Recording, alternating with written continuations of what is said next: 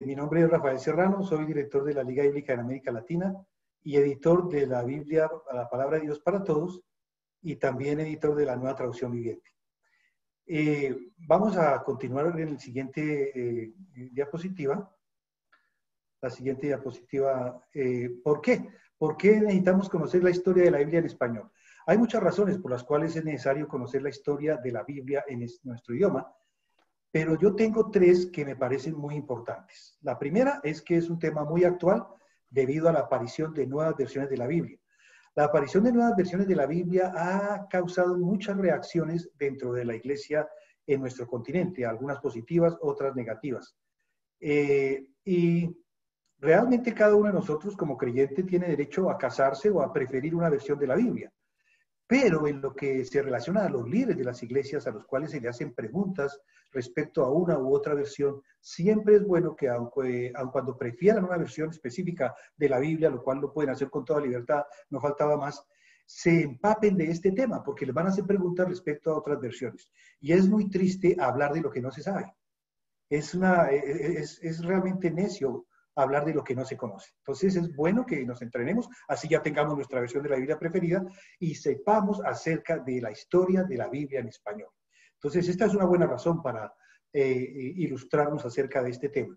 También existe un vacío respecto a este tema en la educación cristiana de pastores, líderes y en general de todos los cristianos hispanoamericanos, debido a que nosotros en nuestras instituciones educativas, en nuestros institutos teológicos, en nuestras universidades, no enseñamos muy a fondo ese tema porque el plan de estudios fue traído del extranjero, ya que la religión católica ha sido la que ha imperado en nuestro continente, el evangelio fue traído de otros continentes, de otros idiomas, y entonces los planes de estudio no incluyen la historia de la Biblia en español porque vienen importados de otras naciones donde no es el español la lengua materna. Desgraciadamente, esa ha sido una coyuntura que ha dejado a mucha gente, inclusive cristianos muy bien preparados, con un vacío en su preparación respecto al tema de la historia de la Biblia en español. Y bueno, la razón más obvia por la cual es necesario conocer la historia de la Biblia en español es que la Biblia y el idioma español son dos componentes de nuestra vida cristiana.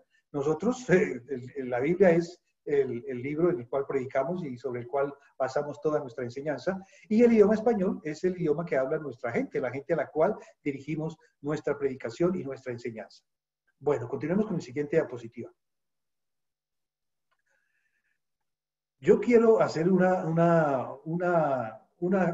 introducción al abordaje del tema, porque llevamos algunos años dando esta conferencia en América Latina y en Europa, y ha habido algunas cosas que nos han hecho aprender sobre cómo dar esta conferencia. Primero que todo, todos nosotros aquí, los que estamos en esta conferencia, en esta reunión por Zoom, tenemos que entender y tenemos que tener una actitud respecto al aprendizaje de este tema que debe ser muy proactiva. ¿Por qué? Porque toda historia al conocerse despierta reacciones diversas.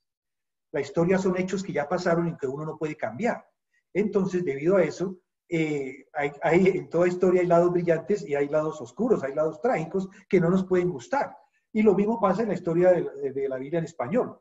Vamos a contar, vamos a conocer aspectos de la historia de la Biblia en español que no nos van a gustar, pero eso no es culpa mía ni culpa de nadie, simplemente son casos históricos, son hechos históricos de lo cual no podemos culpar a nadie. Entonces, puede que no nos gusten algunas de las cosas que yo les voy a decir, por favor, tengan misericordia conmigo, no se disgusten conmigo, sino de una vez les digo que son cosas que pasaron, que son hechos históricos que no podemos cambiar.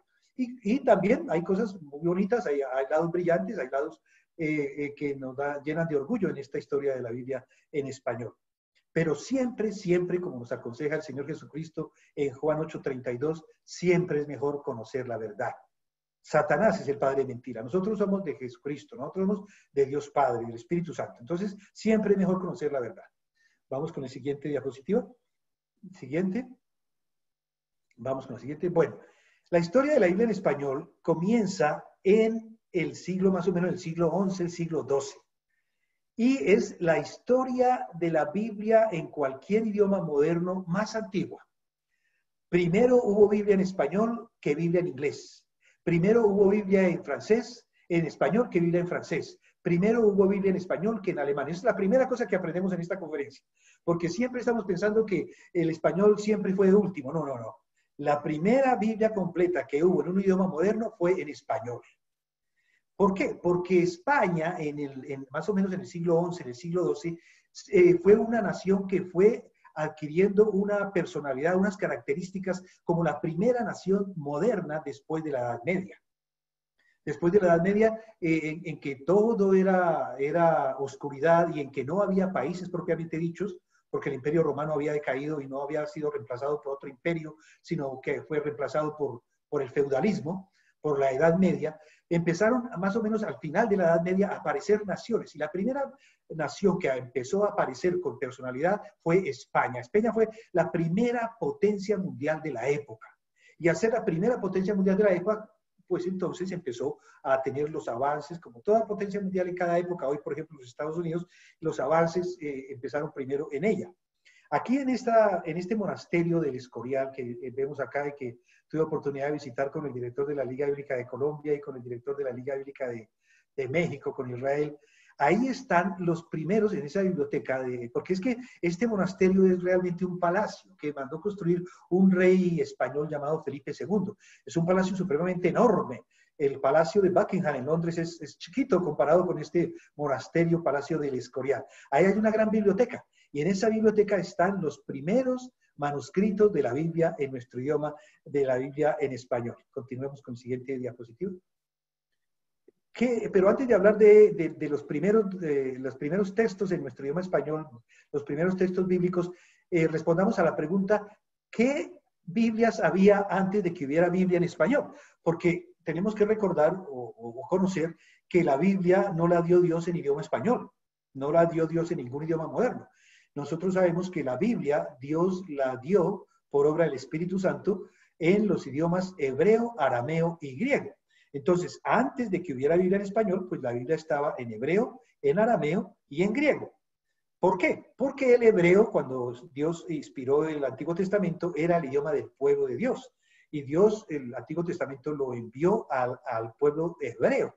Y el pueblo hebreo hablaba hebreo, el idioma de ellos, el hebreo. Entonces la Biblia apareció primero en hebreo. Pero con el paso del tiempo, el hebreo dejó de hablarse inclusive en Palestina, donde los mismos hebreos habitaban, porque vinieron potencias extranjeras que invadieron a Palestina, invadieron Israel, y al invadir Israel los sojuzgaron e impusieron culturas diferentes a la cultura hebrea. También inclusive los exiliaron, los acabaron y los exiliaron, y cuando volvieron del exilio ellos ya no hablaban hebreo, sino un idioma que se llama arameo. Entonces buena parte de la Biblia está escrita, la mayor parte en hebreo, pero también los textos bíblicos que se escribieron después del exilio, después de que regresaron de haber sido deportados de su propio país, de regresar a Palestina, hablaron ya en arameo, y entonces hay textos del Antiguo Testamento que están en arameo. Y en el Nuevo Testamento, pues cuando se inspiró el Nuevo Testamento ya era el idioma griego, porque un gran militar griego conquistó el mundo en el año, más o menos el año 300 antes de Cristo, conquistó el mundo, y entonces en el mundo se empezó a hablar el griego, y al hablarse el griego, ya en la época de nuestro Señor Jesucristo, en el siglo I, cuando se escribió el Nuevo Testamento, el idioma mundial, el idioma de la comunicación, el idioma internacional, era el idioma griego. Entonces, el Nuevo Testamento se escribió en griego. Esos eran los dos idiomas, el hebreo, los tres idiomas, hebreo, arameo y griego, en que se escribió la Biblia y en que estaba disponible la Biblia antes de que estuviera disponible en nuestro idioma español. Pero también al imperio griego le llegó su fin y fue reemplazado por un imperio llamado el Imperio Romano, del cual se habla mucho en el Nuevo Testamento, porque fue el imperio bajo el cual nació nuestro Señor Jesucristo.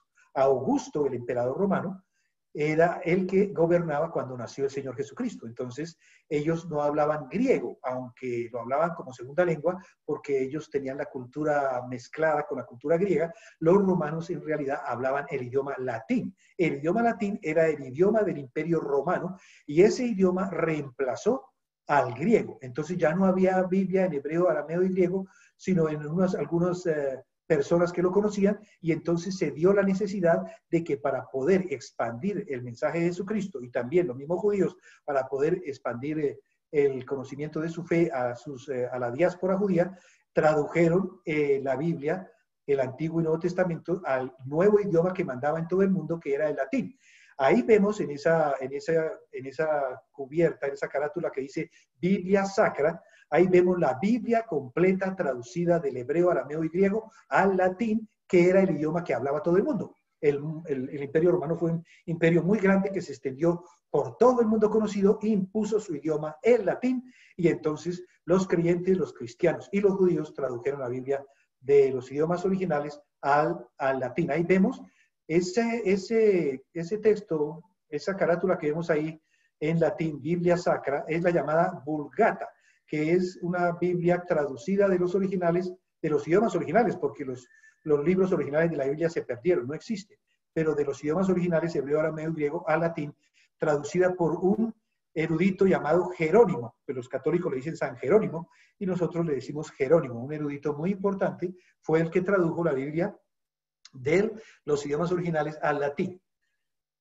Bueno, continuamos con el siguiente diapositiva, siguiente. Entonces, ya cuando apareció el español fue porque el latín también fue perdiendo importancia, dejó de hablarse. ¿Por qué dejó de hablarse? Dejó de hablarse porque el Imperio Romano, al caer y al no ser reemplazado por otro imperio, fue reemplazado por tribus bárbaras que invadieron el imperio. Y cada tribu traía su propio idioma. Y las tribus bárbaras sepultaron la cultura romana, la cultura griega, se acabó, terminó todo eso. El gran imperio que tenía acueductos, que tenía carreteras, que tenía agua potable en las casas, que tenía carreteras pavimentadas, autopistas que comunicaban a toda Europa, al norte de África y a Asia Menor. Eso se acabó, eso se terminó. Se acabó la pintura, la arquitectura, los acueductos romanos, por ejemplo, que todavía existen, Segovia en España todavía usa el acueducto romano, eso se acabó, eso terminó. Y entonces fue violencia, grupos violentos invadieron toda Europa y al invadir toda Europa lo único que le quedó a la gente en lugar de estudiar fue tratar de sobrevivir y sobrevivieron uniéndose a un líder militar que los protegía. El líder militar los protegía en un castillo que se construyeron para defender a la gente y la gente cuando venían los violentos se escondía en el castillo, el líder militar los protegía y a cambio la gente le cultivaba las tierras. Eso se llama el sistema feudal, el feudalismo. Entonces el idioma latín, que era el único que se hablaba, empezó a adquirir características regionales.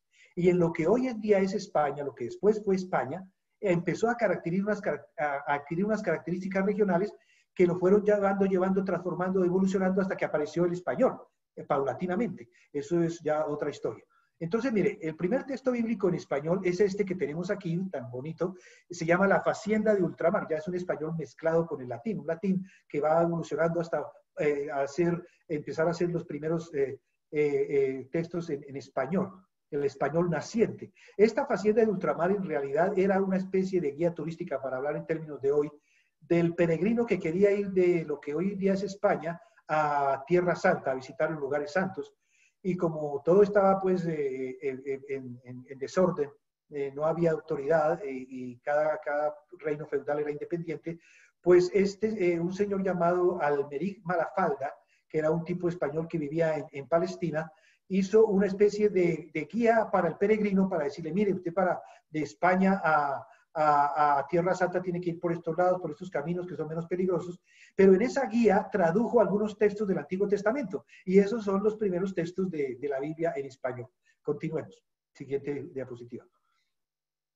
Vemos las Biblias romanceadas, porque como el idioma español estaba naciendo todavía no tenía ni nombre, entonces los idiomas que iban naciendo del latín se llamaban lenguas romances, idiomas romances. Entonces una Biblia romanceada era del idioma romance de España, porque había idiomas romances en toda parte, o sea, el latín estaba evolucionando en toda parte. Entonces el idioma romance, que no viene de romántico, sino de Roma, que hablaba latín y que es el que dio origen a estas lenguas romances, que son el francés, porque en la parte que se hablaba de lo que después fue Francia, y se hablaba en latín, adquirió unas características regionales que después dieron origen al francés, y luego en Italia el italiano, y luego en Rumania el rumano, y luego en Portugal el portugués. Todas esas lenguas son llamadas romances por Roma, que era la lengua madre latina.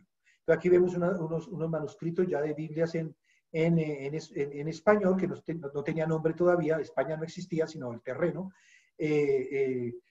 Sigamos con la siguiente diapositiva. Vemos ahora la Escuela de Traductores de Toledo. Vemos a Toledo. Entonces, miren, España sufre unos fenómenos que no sufrió Europa. Por ejemplo, el fenómeno de la invasión árabe. Los reinos cristianos que empezaron a aparecer como evolución del feudalismo en España, eran unos reinos supremamente pequeños que a duras penas abarcaban una ciudad y la zona rural adyacente. Uno de esos reinos fue, por ejemplo, Toledo. Y Toledo, desafortunadamente, todos estos reinos cayeron en manos de los árabes porque, cosa curiosa, los judíos, por lo menos en Toledo, llamaron a los árabes, que no estaban en Europa, para que los protegieran. Hoy en día los judíos y los árabes no se entienden, pero en esa época los musulmanes eran muy tolerantes, muy liberales en su aspecto religioso y cultural. Y entonces los judíos, cansados de los malos tratos que les daban los reyes cristianos, que los trataban de una forma tremendamente cruel a los judíos por los judíos no ser cristianos, los reyes cristianos los trataban muy cruel. Entonces pidieron ayuda a los árabes y los árabes, por muchas razones, no solamente por pedido de ayuda de los judíos, invadieron España más o menos en el siglo VII. Y duraron ahí hasta el siglo XI o XII, o sea, duraron 5 siglos en España los árabes. Algunos historiadores dicen que el florecimiento de la cultura árabe fue en España, cuando invadieron España. Esos 5 siglos en que los árabes estuvieron en España fueron unos siglos de tremenda florecimiento cultural, pero obviamente sacaron a los cristianos, echaron a los cristianos. Toledo se convirtió en un reino árabe y toda España se convirtió en un califato, el califato de Córdoba.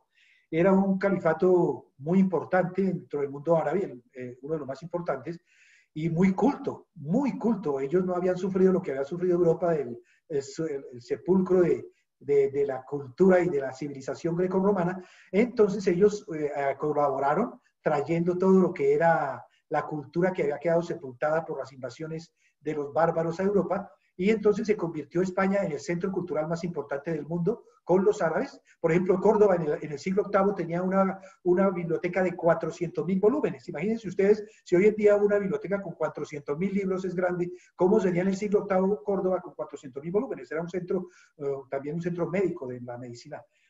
Pero entonces los reyes cristianos empezaron a luchar contra los árabes tratando de sacarlos, y Toledo era una de esas ciudades que a veces caía en manos de cristianos, a veces caía en manos de árabes, y eso causó que Toledo se convirtiera en una ciudad cosmopolita donde convivían 3 culturas: la cultura árabe, la cultura cristiana y la cultura judía. Entonces, ahí nació lo que se llama la Escuela de Traductores de Toledo, porque en Toledo se traducía del árabe al hebreo, del hebreo al árabe, de ambos idiomas al español, del español al hebreo, del español al árabe. Entonces, la Escuela de Traductores de Toledo, aunque fue un edificio físico que existió, ya no existe, también fue un movimiento cultural. En Toledo convivieron las 3 culturas como nunca antes. Es un fenómeno sociológico que no se ha vuelto a repetir. Los judíos, los musulmanes y los cristianos convivían en completa armonía, se respetaban mutuamente, vivían en los barrios parecidos, algunos tenían sus barrios, otros no, pero todos vivían completamente mezclados, los judíos, los musulmanes y los cristianos. Unas veces el rey de Toledo era cristiano, otras veces era árabe, pero eso no quitaba el carácter. Tuve la ocasión de visitar esa ciudad y vi un edificio que tenía por nombre sinagoga, no recuerdo el nombre de la sinagoga, pero afuera decía sinagoga no sé qué, y uno entraba y adentro veía uno escritos en árabe.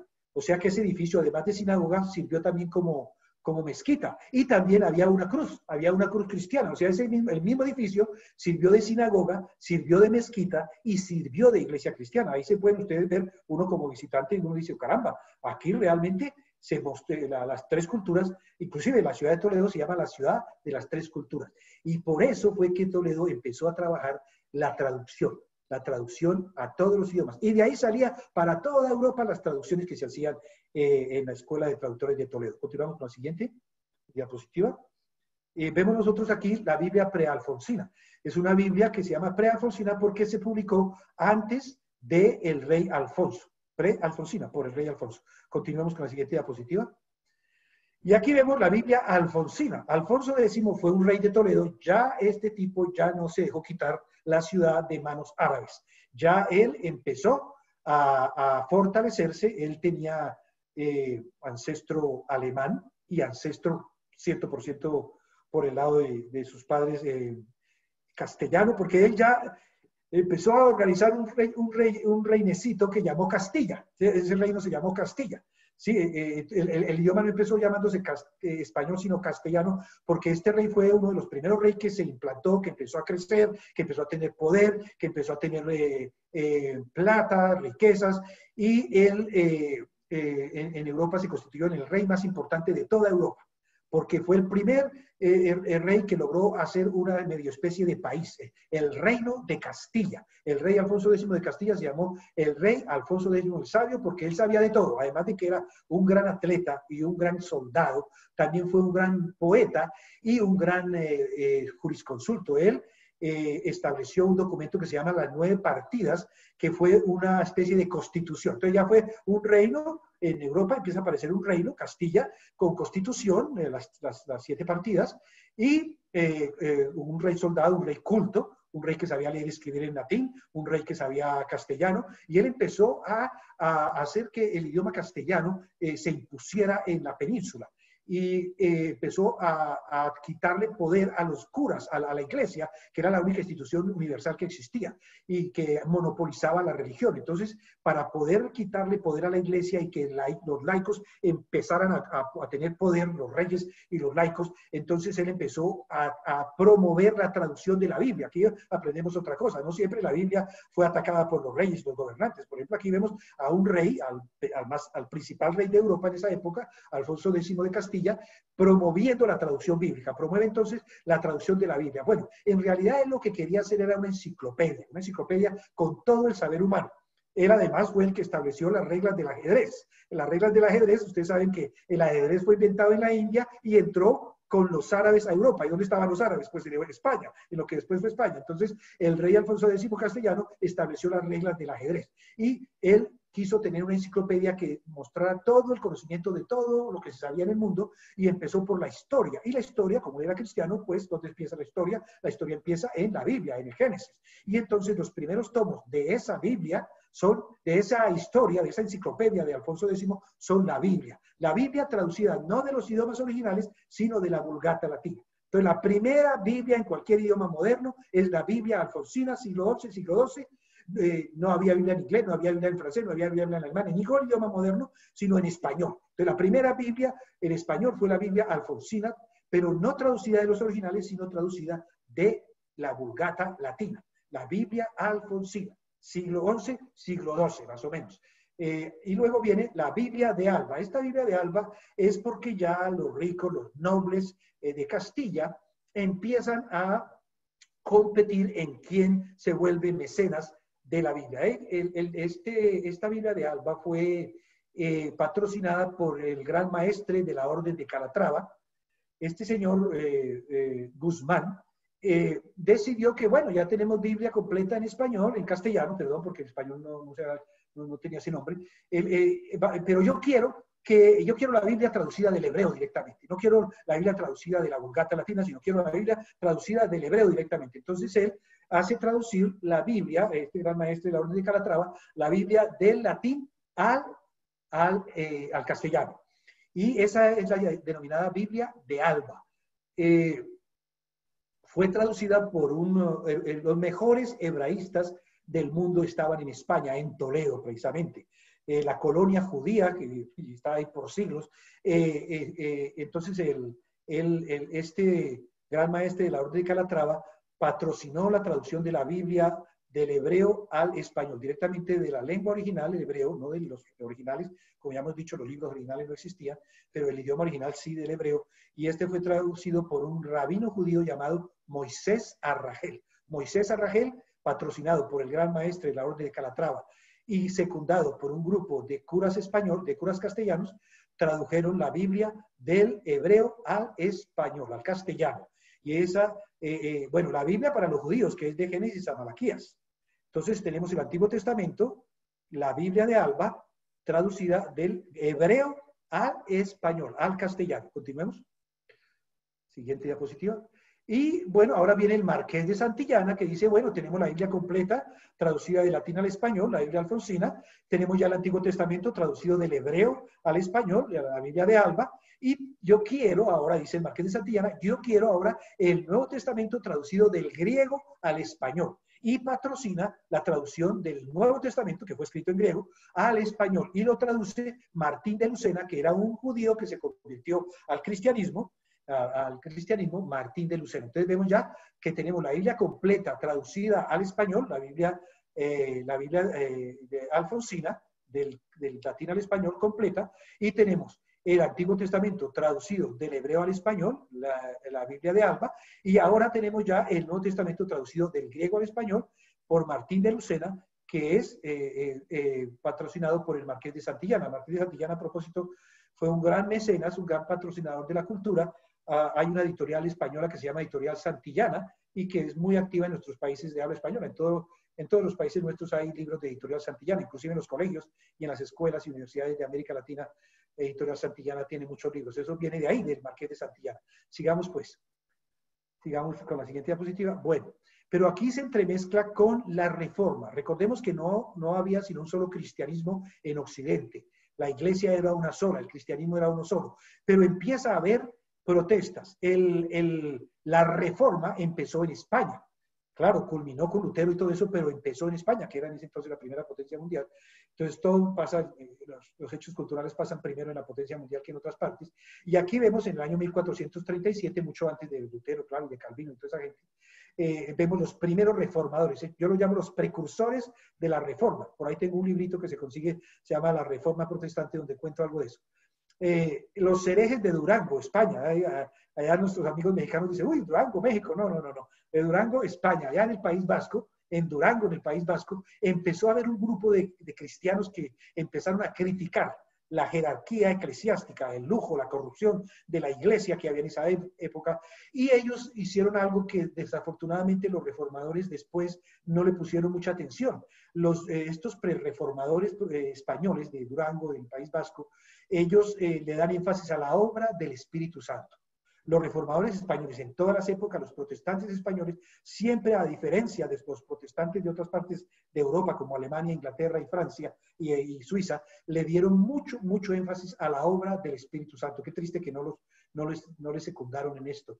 Ellos le daban mucho, al darle ellos énfasis a la obra del Espíritu Santo, pues está mezclado con el tema que estamos hablando en esta conferencia, que es la historia de la Biblia en español. Ellos dijeron, nosotros no necesitamos la intermediación de la iglesia para leer la Biblia. Nosotros podemos leer la Biblia directamente porque el Espíritu Santo al lector sincero lo va a iluminar para que entienda la palabra de Dios. Entonces, aquí vemos que no solamente rechazaron los estilos de vida y lujo y extravagancia de la iglesia, sino que también rechazaron que la iglesia fuera la única que pudiera explicar la Biblia. Y ellos se acercan directamente a la Biblia. Además, la tenían en español. Fueron inmediatamente perseguidos por la iglesia y por el gobierno civil. Y la iglesia, al ver que ellos predicaban que no hacía falta la iglesia, para interpretar la Biblia, entonces fueron quemados. Todos fueron quemados, sus libros fueron quemados. Lo único que sabemos de los herejes de Durango es por las actas de la Inquisición en contra de ellos. O sea, lo único que sabemos de estos herejes de Durango es lo que escribieron de ellos sus enemigos. Pero ellos fueron grandes hombres de Dios, precursores de la Reforma Protestante. ¿Y qué aprendemos de ellos? Muchas cosas, pero para nuestro tema, que ellos fueron los primeros en decir que el creyente podía acercarse directamente a la Biblia sin la intermediación de la jerarquía eclesiástica. Siguiente diapositiva. También encontramos en Italia un precursor de la Reforma. Este fue un cura español, un cura italiano, Guillermo Savonarola, que vivía en Florencia, nada menos que Florencia, que era la ciudad donde había nacido el Papa de esa época, Medici. Y él no era, siguiente diapositiva, Guillermo Savonarola, él no fue un reformador doctrinal como los españoles que ponían énfasis en la moral y en la doctrina. Este señor más que todo ponía énfasis en la moral. Predicó contra la moralidad del Papa, de los gobernantes laicos, y era un tipo que no estaba muy bien de la cabeza, aunque fue un hombre muy interesante. Él tenía un poquito, debido a su sufrimiento y a la lucha y a la persecución que sufrió, él estaba un poquito loco. Él organizaba hogueras de vanidades donde quemaba de todo. todos los objetos de lujo, los quemaba, libros y todo, uno no podía tener sino la Biblia, quemaba todo. Pero de todas formas, él fue muy importante para la pre-reforma, porque él también predicó contra la iglesia, que era la monopolizadora de la enseñanza bíblica. Lo quemaron inmediatamente, lo quemaron y fue muerto en la hoguera. Sigamos. Siguiente diapositiva. Vemos otros pre-reformadores que también hablaban acerca de la reforma protestante. Ellos son los llamados alumbrados españoles. De ellos sabemos dos nombres: Isabel de la Cruz y Pedro Ruiz de Alcaraz. Esos conceptos de Lutero, la sola gracia, la sola fe, la sola Biblia, los 5 solos de Lutero, no los inventó Lutero. Él como los mostró y los dio a carta de ciudadanía, pero eso ya era, Lutero no apareció de la noche a la mañana. La enseñanza de Lutero es la culminación de lo que lucharon muchos pre-reformadores y reformadores. Por ejemplo, estos alumbrados mucho antes de Lutero hablaban de que la salvación no es por obras, sino por el puro amor de Dios. ¿Qué es eso? Pues salvación por gracia. Y también que todo creyente puede leer la Biblia guiado solo por el Espíritu Santo. Como todo reformador español, siempre la obra del Espíritu Santo estaba central en los reformadores españoles. Los reformadores, mejor, pre-reformadores españoles. Continuemos con la siguiente. Vamos a ver ahora las versiones de los siglos. Siguiente. Siguiente. Bueno, viene entonces ya ahora la época de la llamada República de las Letras. Las letras en antiguo español, en castellano, letras significaba letra, pero también significaba carta, como letter en inglés y en francés. Pero también en español, letra significaba carta. ¿Qué pasó? Resulta que, como no había un imperio mundial, aparte de la iglesia, los científicos, los eruditos, como Newton, como Erasmo de Rotterdam, toda esa gente que apareció después de al empezar la ilustración, ellos escribían en latín. Se escribían en latín. El latín era como la revista científica de esa época. La República de las Letras era todo ese movimiento cultural en que a través de cartas, o de letras, como llamaban en español en esa época, a través de cartas, los intelectuales se comunicaban. Y todo el mundo en América y todo el mundo en Europa se comunicaba a través de cartas. Los descubrimientos científicos, los descubrimientos geográficos, las noticias acerca de la botánica, las noticias de Newton acerca de los movimientos, de las leyes de Newton. Todo eso se comunicó a través de las cartas. La República de las Letras se llamaba eso. Continuemos. Siguiente. En esa República de las Letras, el más importante y el más destacado se llamaba Erasmo de Rotterdam. Todo el mundo se carteaba con Erasmo de Rotterdam. Él era un hombre muy, muy importante. Fue un llamado humanista. Los humanistas, muy criticados hoy en día por muchos religiosos por ignorancia. ¿Por qué surgieron los humanistas? Pues por lo siguiente. Ante la corrupción de la Iglesia Católica, la gente realmente... la gente veía, hombre, pues el Papa es el representante de Dios en la tierra, no hay otra opción más que la iglesia cristiana, no había evangélico, no había reforma, todavía no había reforma, pero ellos veían que esa gente eran inmorales, los jerarcas religiosos eran inmorales, mujeriegos, borrachos, sinvergüenzas. Entonces la mayoría de las personas decían, bueno, pues ¿qué podemos hacer? Así son las cosas. Cuando nos muramos allá comprenderemos en el cielo por qué pasan esas cosas con los representantes de Cristo en la tierra. Pero la gente inteligente, la gente que tenía 2 dedos de frente, no se comía ese cuento y empezó a rechazar a la iglesia. Empezó a rechazar a la iglesia. Entonces sucedió que para ser uno decente, para ser uno correcto, para tener una moral correcta, uno tenía que huir de la iglesia, salir de la iglesia. Entonces, esos son los llamados humanistas. Los humanistas eran las personas decentes que, puesto que la iglesia era corrupta, pues ellos resultaron alejándose de la iglesia. Entonces, los humanistas, de los cuales el principal representante es Erasmo de Rotterdam, abogaban por una reforma gradual de la iglesia, la política y la sociedad. Él nunca se enemistó con la iglesia, a pesar de que era muy amigo de Lutero y de Calvino. Lutero lo respetaba mucho a este Erasmo de Rotterdam. Él escribió un libro que se llama Elogio de la Locura, porque si para ser cuerdo había que ser inmoral, mujeriego, sinvergüenza, entonces mejor ser loco. Entonces en ese libro, Elogio de la Locura, Erasmo, para el buen lector, criticaba a la Iglesia Católica de forma velada. Y él resultó, por medio de la República de las Letras, mostrando cómo había una necesidad de reformar la Iglesia. ¿Y cuál era una de las maneras de reformar la corrupción de la Iglesia? Proveyendo los textos bíblicos en idiomas del pueblo. En idiomas del pueblo. Sigamos, siguiente. Siguiente diapositiva. Siguiente, bueno, dejémosla ahí, exacto, esa diapositiva. Él entonces dice, hay que tener la Biblia en el idioma del pueblo, pero ¿qué hacemos? ¿Dónde conseguimos los textos en hebreo, arameo y griego? Se han perdido, la Biblia estaba en latín, pero no estaban los textos en los idiomas originales. Entonces, por ejemplo, él se dedicó al Nuevo Testamento, que hablaba de la salvación. Él se dedicó al Nuevo Testamento y empezó a buscar los manuscritos que hubiera en griego del Nuevo Testamento y consiguió 6. Él consiguió 6 manuscritos.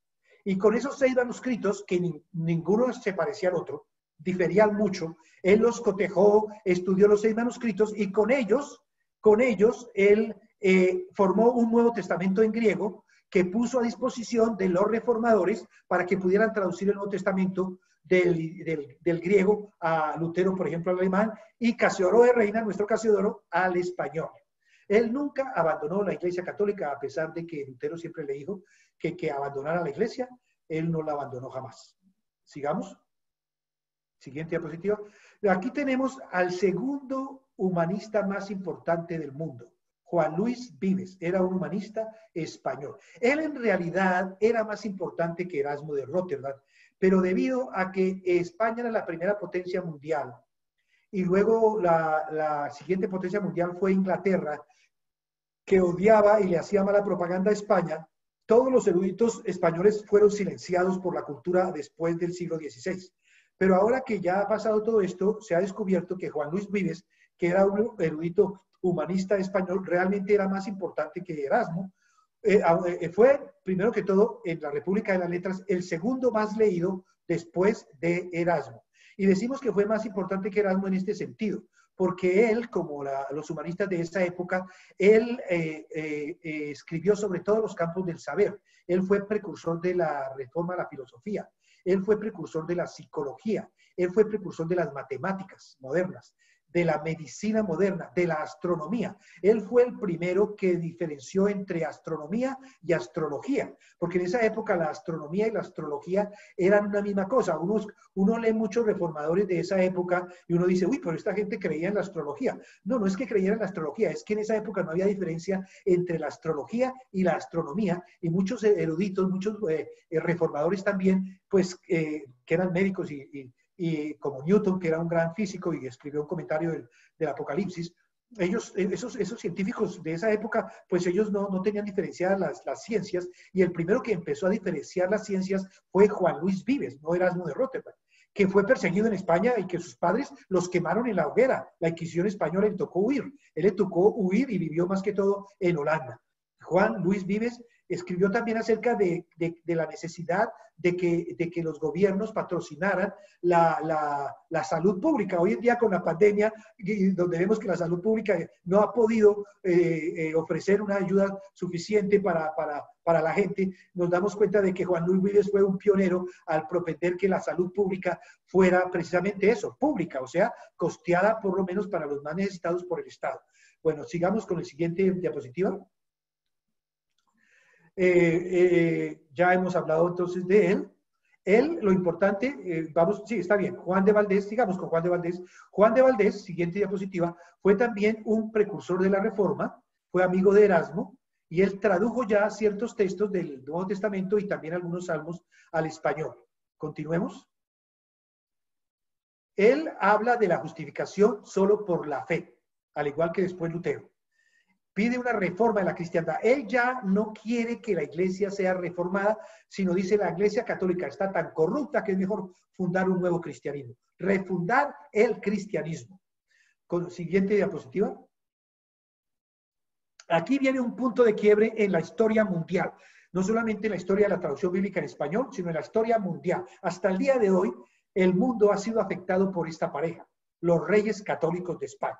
Ya España se ha unificado más o menos, con un gran reino que se llama el Reino de Castilla. Ya hay otros reinos en toda Europa, ya hay el Reino de Inglaterra, el Reino de Francia, pero son reinos pequeños, no son lo que hoy en día es Inglaterra, ni lo que hoy en día es Francia, eran reinos pequeños en lo que después llegó a ser esos países. El reino más grande era el Reino de Castilla y había otro reino que había adquirido personalidad, que era el Reino de Aragón. Aragón no es lo que es hoy en día el Aragón español, sino que Aragón era el Aragón de hoy en día en España, pero también era Italia. Nápoles era la capital del Reino de Aragón. Nápoles, España, allá Italia, donde se inventó la pizza. Nápoles era la capital del Reino de Aragón. Pues los reyes de Castilla y los reyes de Aragón ya tenían pensado a quién, el príncipe Fernando ya tenía una princesa que le estaban preparando para que fuera la esposa de él. Isabel de Castilla ya le tenían un príncipe que no era Fernando, para que se casara, porque los casamientos se hacían por conveniencias de los reyes. Pero esta pareja es una pareja muy singular, muy interesante. Ellos se casaron a escondidas.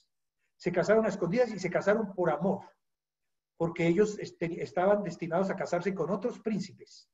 Y unieron los dos reinos más grandes de Europa, el Reino de Castilla y el Reino de Aragón. Y estos eran fanáticos cristianos, los dos, supremamente fanáticos, especialmente ella, Isabel. Y ellos tenían la mentalidad de que Dios los había unido para que todo el mundo se volviera cristiano. ¿Y esto qué connotaciones tenía en España? Pues que España tenía una cultura musulmana, judía y cristiana. Y estos dos decidieron que España tenía que ser únicamente cristiana. Y se volvieron muy poderosos, porque al unir los dos reinos más importantes de Europa en esa época, pues consiguieron un país súper poderoso. Todavía quedaba una ciudad en España en manos de los árabes, la ciudad de Granada. Pues los dos, ya con semejante poder, unieron sus ejércitos y se fueron a conquistar Granada, y en el año 1492 expulsan al último rey árabe de Granada y unifican la península ibérica en manos de ellos dos. Fuera de eso, la reina Isabel patrocina a un navegante llamado Cristóbal Colón y descubre las Américas. Luego entonces, estos dos individuos se constituyen en los reyes más poderosos del planeta. Son dueños de buena parte de Europa y fuera de eso de todas las Américas, porque todas las Américas en esa época eran de España. Con el tiempo empiezan a que sus hijos se casen con los otros reyes de Europa y se apoderan de Portugal y de las colonias portuguesas en África, se apoderan de las Filipinas, estos reyes, pero el problema con estos reyes es que ellos eran fanáticos cristianos y expulsan de España a los judíos y a los árabes. Y al expulsar de España a los judíos y a los árabes, causan un problema, un genocidio social terrible. ¿Por qué? Porque, por ejemplo, en el caso de los judíos y de los árabes, ellos decidieron, en España solamente puede haber cristianos.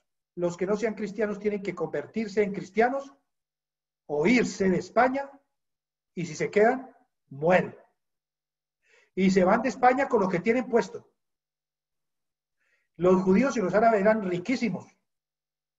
Pues eso fue un robo del Estado a esos judíos y a esos árabes. El Estado les robó todo y los echó.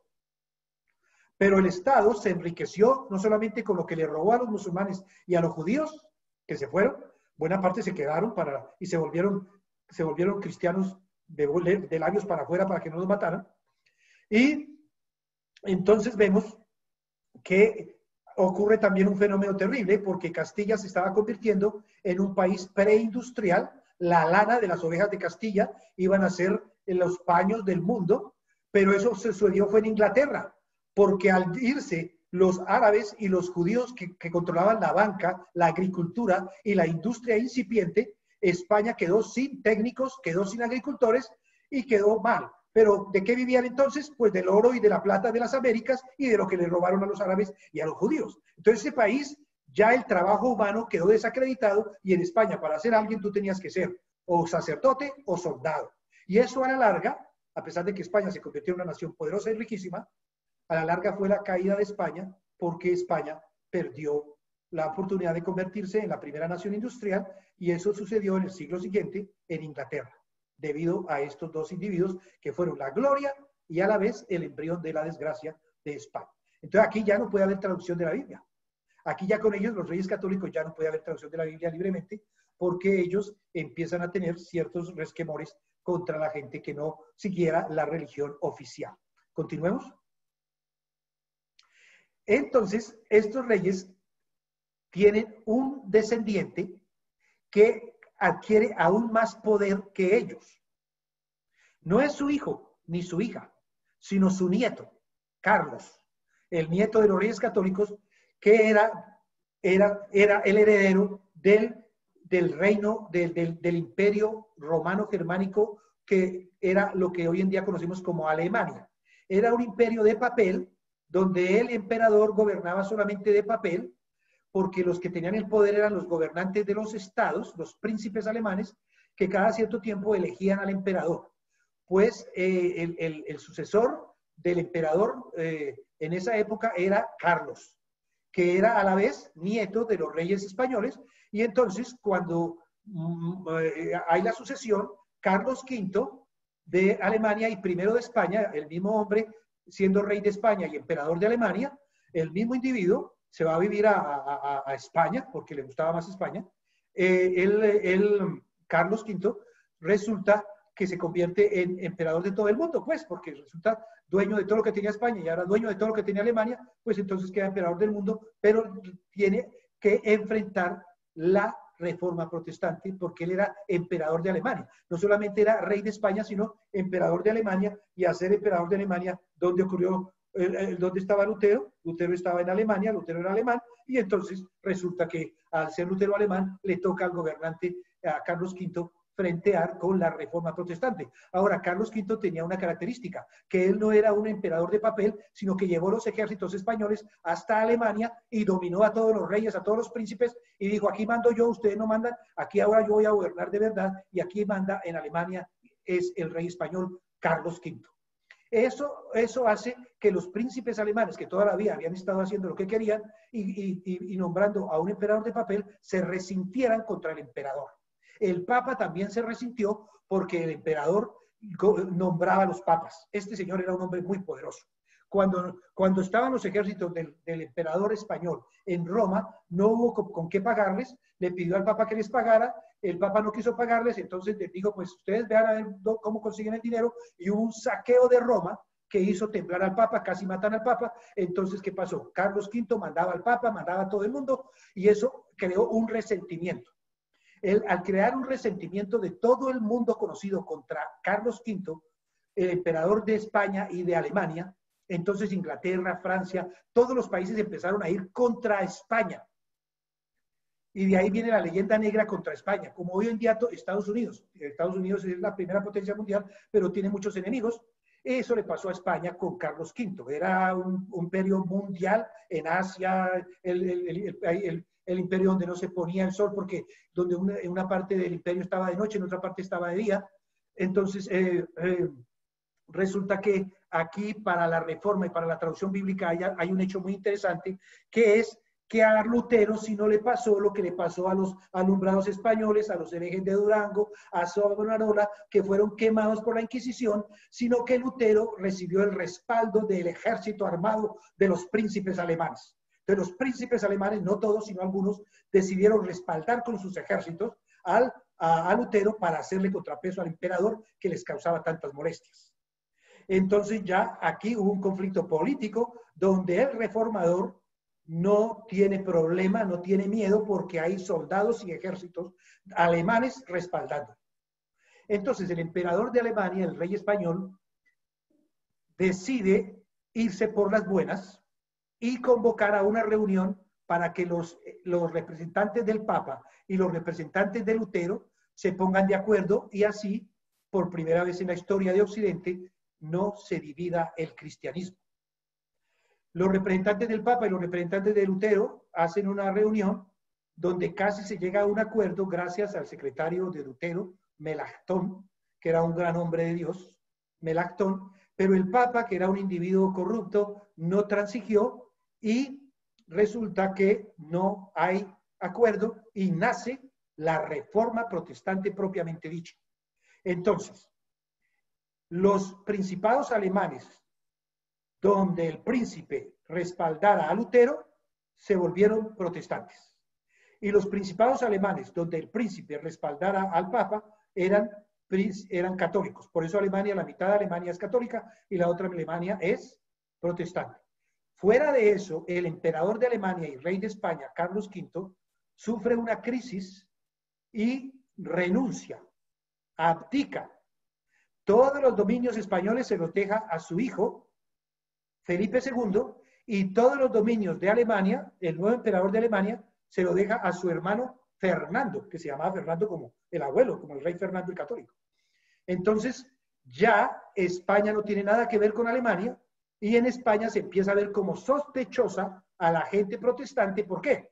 Porque son alemanes, porque no son parte del imperio español. Y de ahí, por esa razón política, empieza a haber contradicción en España contra la gente que lee la Biblia, porque los protestantes fueron los que siempre querían que la Biblia se leyera. Entonces, por una razón política, desgraciadamente España empieza a irse contra la lectura y traducción de la Biblia. Sigamos pues con la siguiente. El emperador Carlos V, ya hemos hablado de él, continuemos. Siguiente diapositiva. El poderío de España. Bueno, siguiente diapositiva. Siguiente, porque el tiempo se nos va agotando. Siguiente. Siguiente. Siguiente diapositiva. Siguiente diapositiva. Es lo que hemos hablado. Sigamos. Bueno, Martín Lutero. Queremos en Martín Lutero. Martín Lutero es un gran reformador. Nunca, su posición en la historia de la reforma no puede ser menos valorada. Sin embargo, Martín Lutero tenía un problema. Era demasiado patriota alemán, pero lo podemos entender, porque imagínense, los alemanes estaban luchando contra el emperador que era español, al fin se liberan de él, el nuevo emperador es español, pero solamente es emperador de España, ya no de Alemania, no gobierna sino Alemania. Se adapta muy bien, Fernando, aunque no sabía alemán, lo aprende, el hermano de Carlos V, y es uno de los mejores emperadores que ha tenido Alemania. Martín Lutero tenía un problemita. Vamos, sigamos. Siguiente. Martín Lutero, él da forma a lo que todos los reformadores por muchos siglos habían luchado. Las 5 solos, no son de Lutero, pero él los expone. Solo gracia, solo fe, solo Biblia, solo Cristo, y a solo Dios la gloria. Esto, por solo esto, ya Lutero es importante en la reforma protestante. Sigamos. Siguiente diapositiva. El luteranismo es una reforma del catolicismo. Es una reforma del catolicismo. Todavía tiene sacramentos, aunque solo 2, el bautismo y la Eucaristía, o sea, la Santa Cena. Tradujo la Biblia al alemán. Él nunca pensó hacer una nueva religión. Él solo quería reformar la iglesia cristiana. Siguiente diapositiva. Martín Lutero tenía un problemita que era antisemita. Él odiaba a los judíos. Aquí vemos, por ejemplo, uno de los textos en un libro que escribió que se llama Sobre los judíos y sus mentiras. Él promovía el exterminio de los judíos. Desgraciadamente, él tenía ese problema. Y Hitler fue uno de los que mandó publicar los libros de Lutero en la Segunda Guerra Mundial.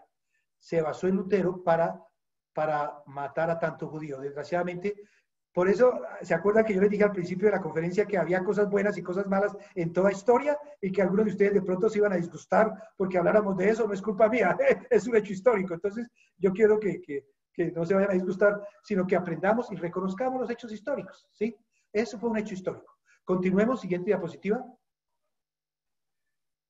El Papa León X, un tipo supremamente corrupto, que no ayudó en nada y que promulgó, excomulga a Lutero.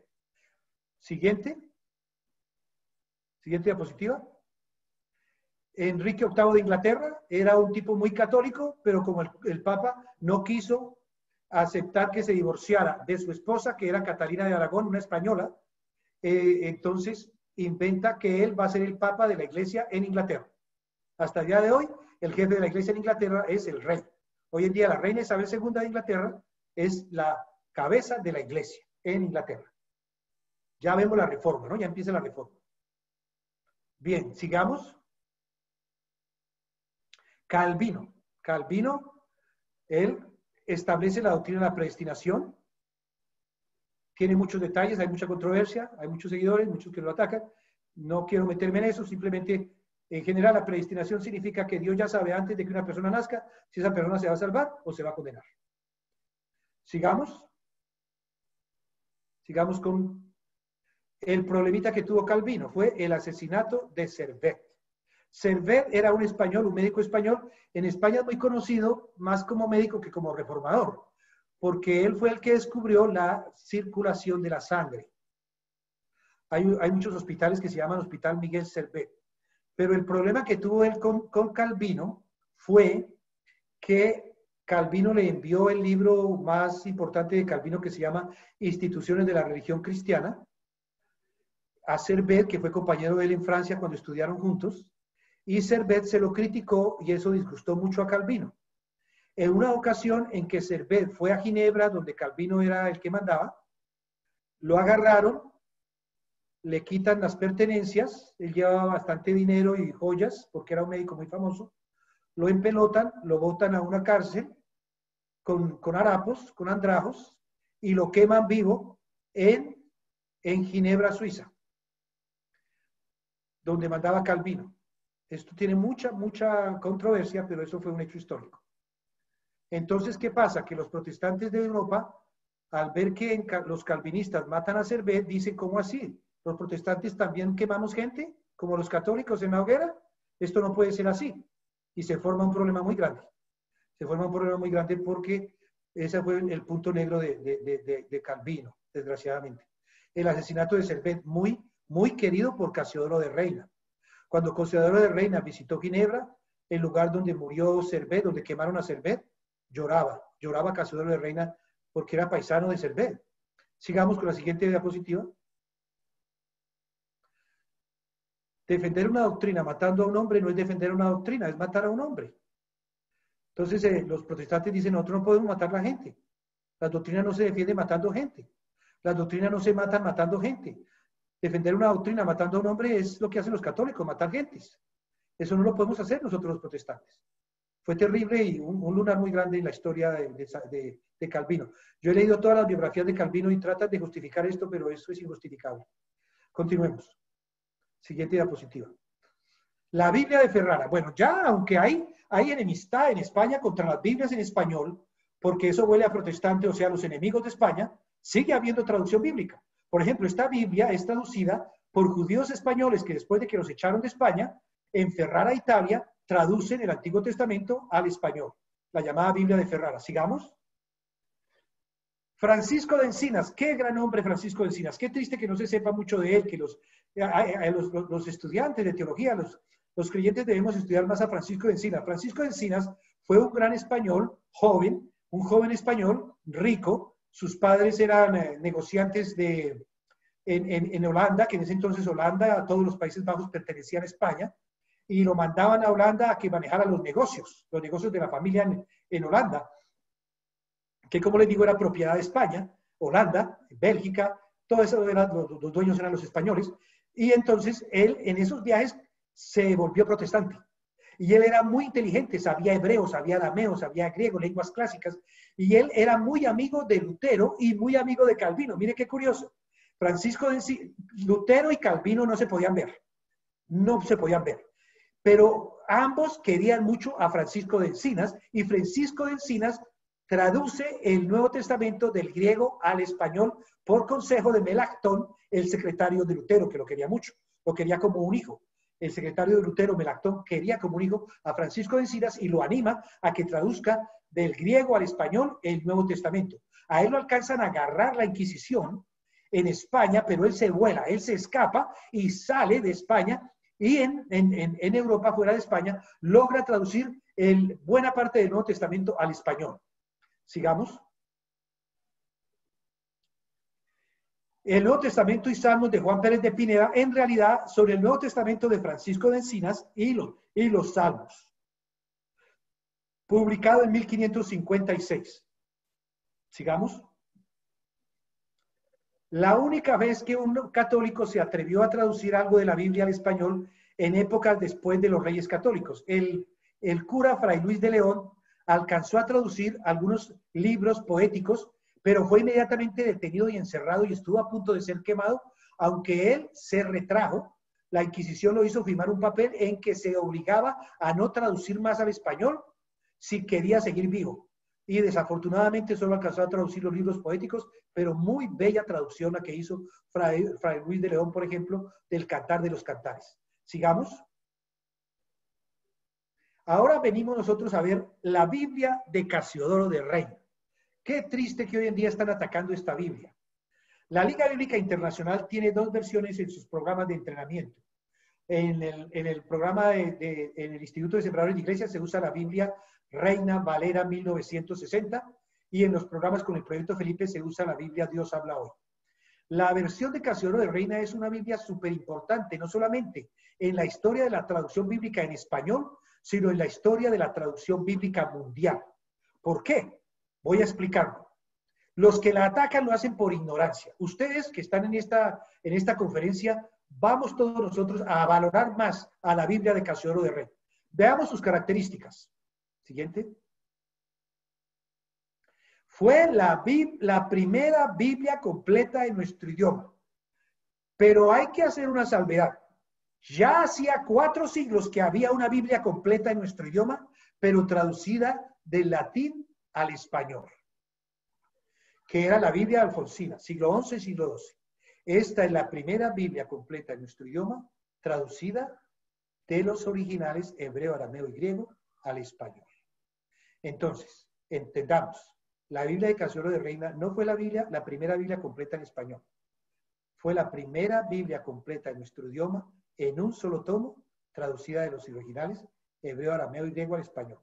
Ya había Biblia completa en español traducida del latín, la Biblia alfonsina. Ya había Antiguo Testamento traducido del hebreo al español, la Biblia de Alba. Ya había Nuevo Testamento traducido del griego al español, la Biblia de Francisco de Encinas o la Biblia de Juan de Lucena.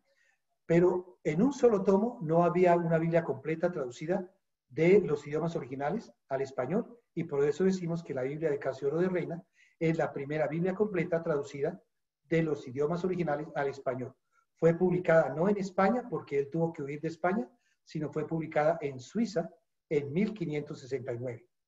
Y sigamos, para aquellos, otra vez les vuelvo a decir los hechos históricos que tenemos que reconocer, aquellos que dicen, no, yo solamente la Biblia de Casiodoro de Reina y la entre más antigua mejor. Bueno, pues la primera Biblia que salió de Casiodoro de Reina, de sus manos, tenía los llamados libros apócrifos y los tenía en el mismo lugar donde los tiene la Septuaginta. Esa fue la primera edición, la más antigua, la de 1569 de la Biblia de Casiodoro de Reina. La primera Biblia completa en nuestro idioma, publicada en 1569 en Suiza y tenía los llamados libros apócrifos. Y decimos que no solamente es una Biblia de gran importancia en la traducción bíblica en el español, sino en la traducción bíblica mundial, porque esta Biblia se tradujo antes que la Biblia preferida por los protestantes ingleses, que es la Biblia King James Version. La Biblia King James Version se tradujo en el año 1611, o sea, después de la Biblia de Casiodoro de Reina. La Biblia de Casiodoro de Reina se tradujo y publicó antes de la King James Version, porque la Biblia de Casiodoro de Reina se publicó en 1569 y la King James Version se publicó en 1611. En 1611, o sea que en el año 2011, se conmemoraron los 500 años de la King James Version. Yo tuve acceso a las actas, a las actas de los traductores que tradujeron la Biblia al inglés, la King James Version.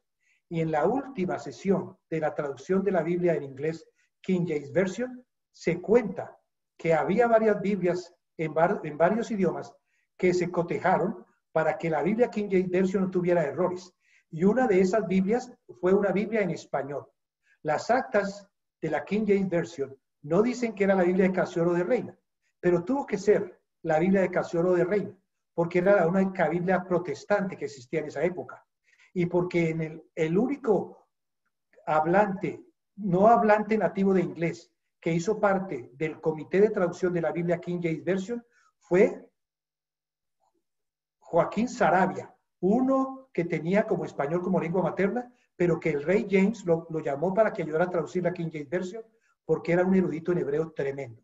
Entonces, por eso creemos que la Biblia de Casiodoro de Reina colaboró para que la Biblia King James Version saliera sin errores. Sin errores, pues, desde el punto de vista de esa época.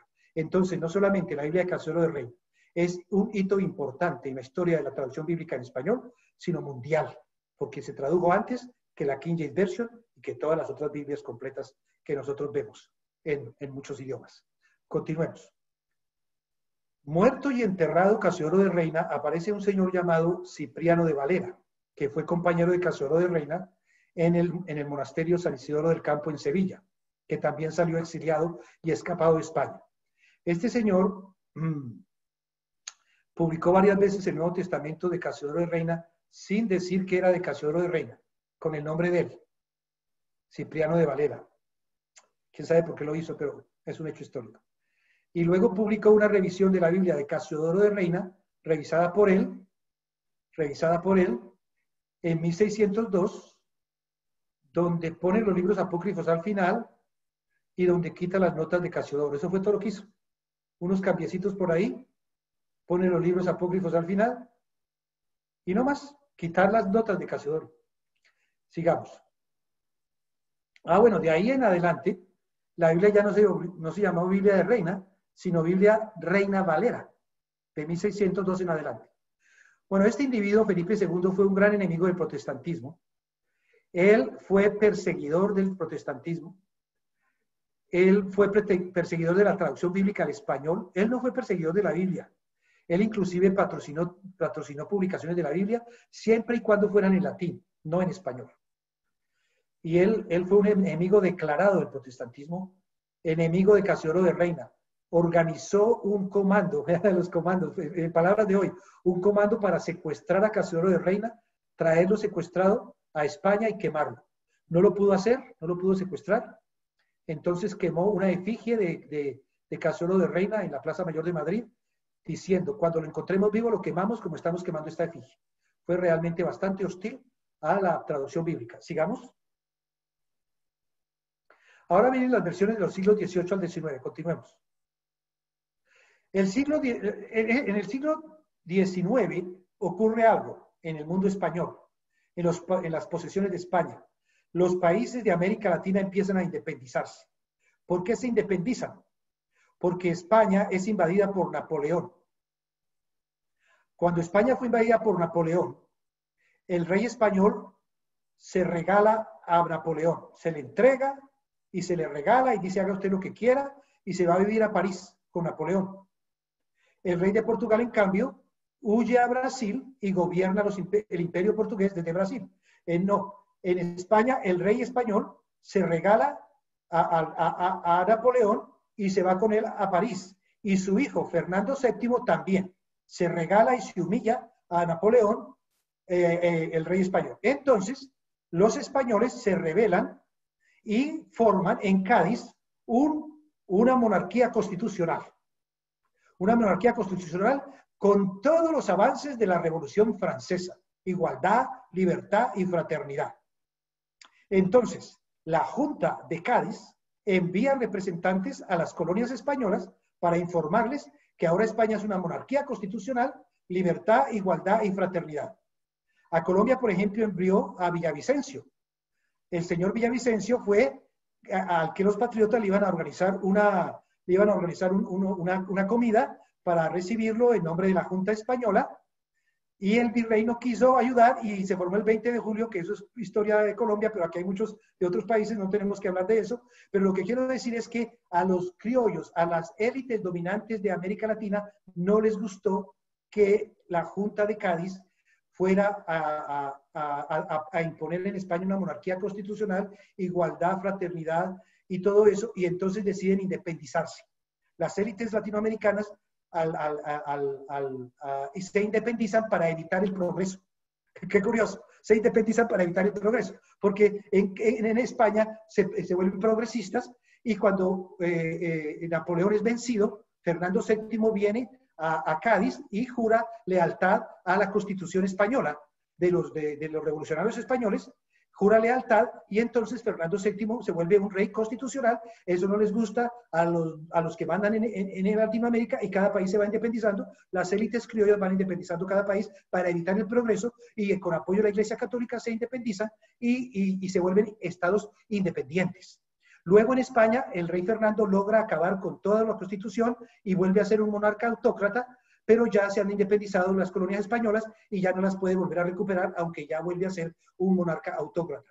Ya se han acostumbrado los países hispanos a volverse independientes y en nuestros países hay mucho desorden social y unas veces hay gobiernos liberales y otras veces hay gobiernos conservadores. Cuando hay gobiernos liberales, entonces los gobiernos liberales, que son contra los clérigos y contra la iglesia, facilitan la traducción bíblica y dejan entrar a misioneros ingleses y a misioneros norteamericanos para que prediquen el evangelio, para hacerle contrapeso a la iglesia católica, y entonces vienen las primeras Biblias en español.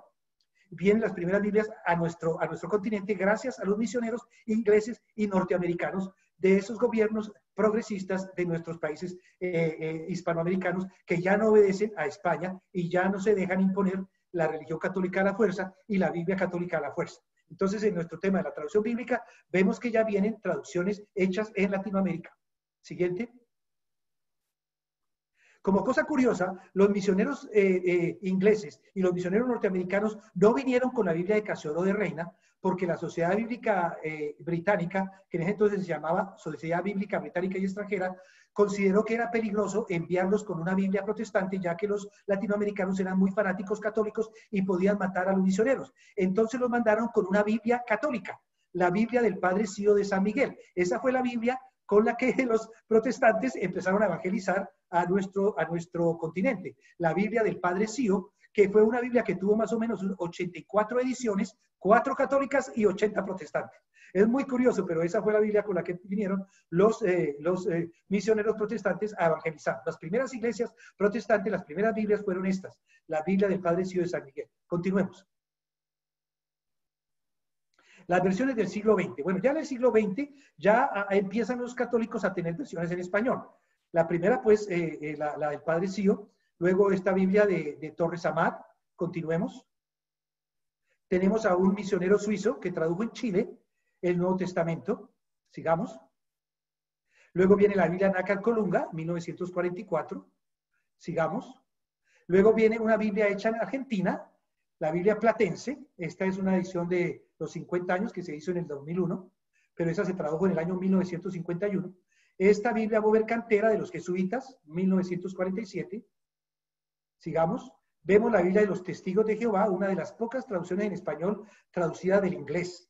Como acabamos de ver en esta conferencia, la traducción española tiene una tradición de los originales. Las Biblias en español se traducen de los originales, del hebreo, arameo y griego. Pero hay ciertas Biblias, por ejemplo esta, la de los Testigos de Jehová, que yo no hablo mal de nadie, pero no la recomiendo, que es traducida del inglés, en 1963. Sigamos. La primera, este es otro hito histórico en la traducción bíblica mundial. La primera Biblia que se hace en la escuela de traducción llamada equivalencia dinámica en cualquier idioma. Antes que la Biblia en Good News en inglés, se tradujo en español. El primer idioma que recibe una traducción bíblica siguiendo la equivalencia dinámica fue el español. Con este Nuevo Testamento, Dios llega al hombre en 1966. Hoy en día ya tiene la Biblia completa que se llama Dios habla hoy. Continuemos. La Biblia de Jerusalén, muy respetada por algunos pastores, es una buena Biblia, una Biblia católica. Sigamos. Un Nuevo Testamento hecho por protestantes y católicos en España. Sigamos.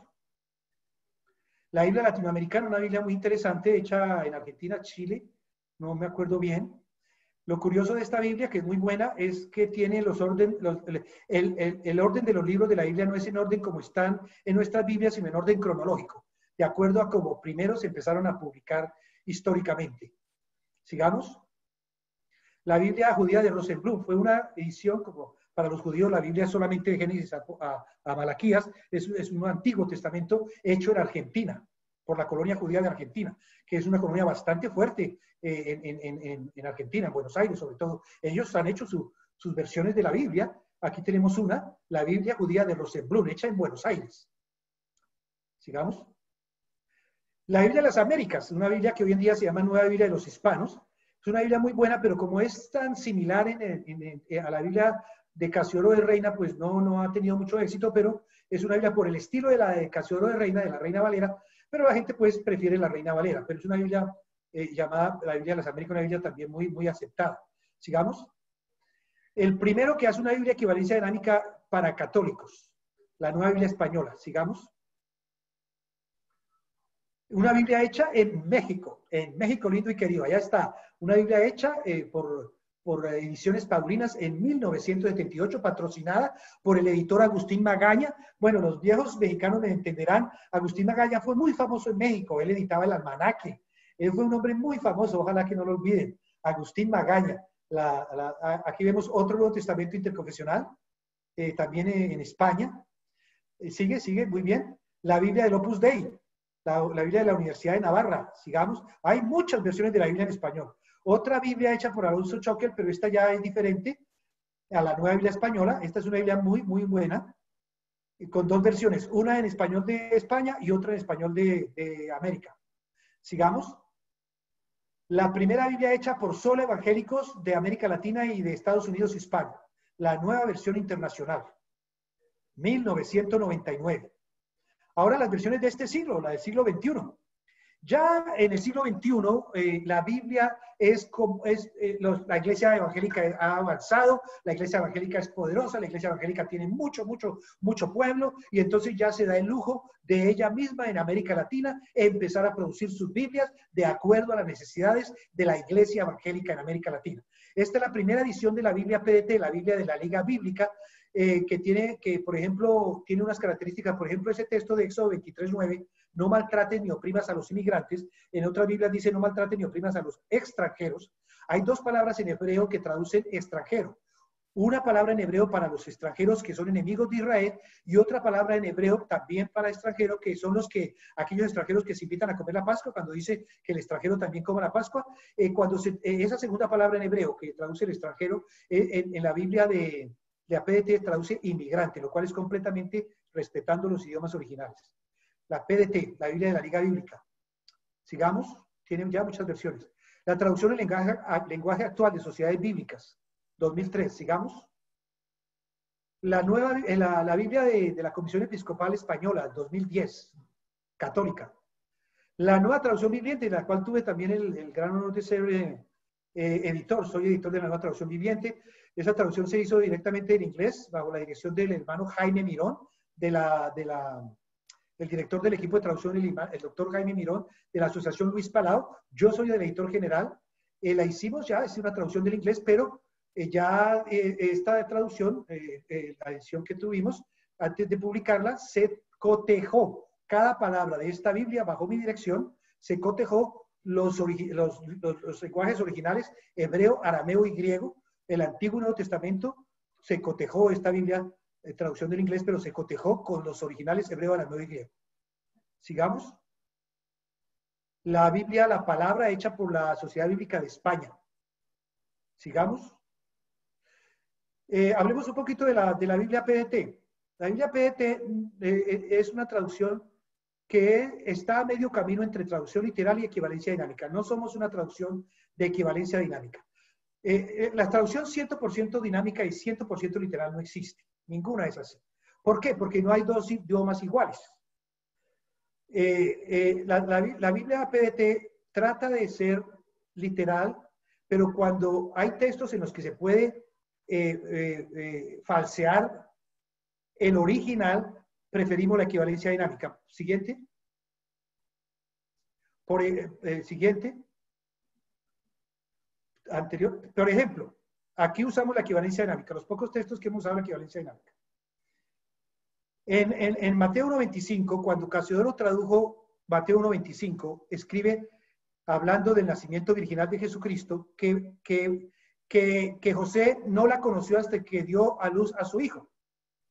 Muchos enemigos de la Biblia dicen, oiga, pero antes de este verso, Mateo dice que José ya conocía a María, como dice que no la conoció hasta que Dios lo usó a su hijo. Es porque hace 500 años, como Casiodoro tradujo muy bien y correctamente, el verbo conocer tenía un significado más amplio de lo que significa hoy en día. Conocer inclusive también tenía que ver con las relaciones sexuales. Hoy, 500 años después, el verbo conocer solamente no tiene ese significado. Entonces, Reina fue bien en traducir, no la conoció, porque el verbo conocer significaba tener relaciones sexuales, además de otros muchos significados. Pero hoy en día ya no de esa traducción ya no es literal, ya no da lo que dice. Entonces ahí en ese caso, para respetar el mensaje original, nosotros en la PDT decimos, no tuvo relaciones sexuales con ella hasta después de que ella dio a luz un hijo. O sea, nosotros somos una traducción balanceada entre la literal y la equivalencia dinámica. Tendemos a ser literal, pero en aquellos textos como este, en que hasta los enemigos de la Biblia los usan para hablar más de la Biblia, y justamente, pero claro, con cierta razón, nosotros entonces preferimos una equivalencia dinámica. Sigamos. Sigamos. Y aquí está mi correo electrónico por si ahora que ya empezamos las preguntas y respuestas, si usted quiere, tiene otras preguntas o comentarios, me los puede hacer, porque queremos respetar el tiempo, nos queda este tiempo ya, doy el cambio para las preguntas y respuestas.